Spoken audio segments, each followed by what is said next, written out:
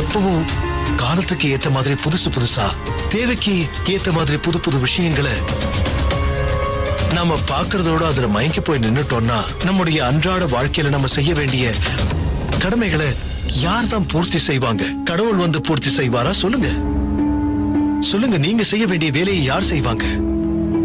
உங்க எல்லாருக்கும் கடமை இல்லையா?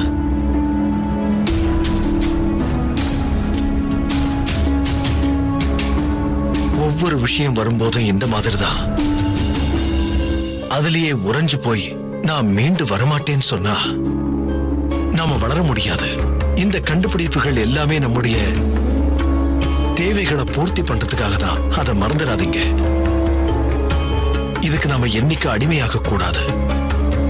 நம்முடைய இலக்கை அடையறதுக்காக தான் இந்த கருவிகள் விஞ்ஞானத்தோட உதவியோட நமக்கு தரப்பட்டிருக்கு.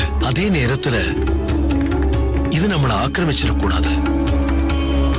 விஞ்ஞான வளர்ச்சியை நம்முடைய தேவைக்காக, இலக்க அடையறதுக்காக ஒரு கருவியா தான் நாம பயன்படுத்திக்கணும். அதுவே நம்முடைய அழிவுக்கு காரணமா மாறிடக்கூடாது. அது நம்முடைய வாழ்க்கையை என்னைக்கு நிர்ணயிக்குதோ அன்னைக்கு நம்முடைய வாழ்வே அழிஞ்சு போயிடுங்கிறத நீங்க மறந்துடாதீங்க. அதுக்கப்புறம் மனிதன் உயரவே முடியாது.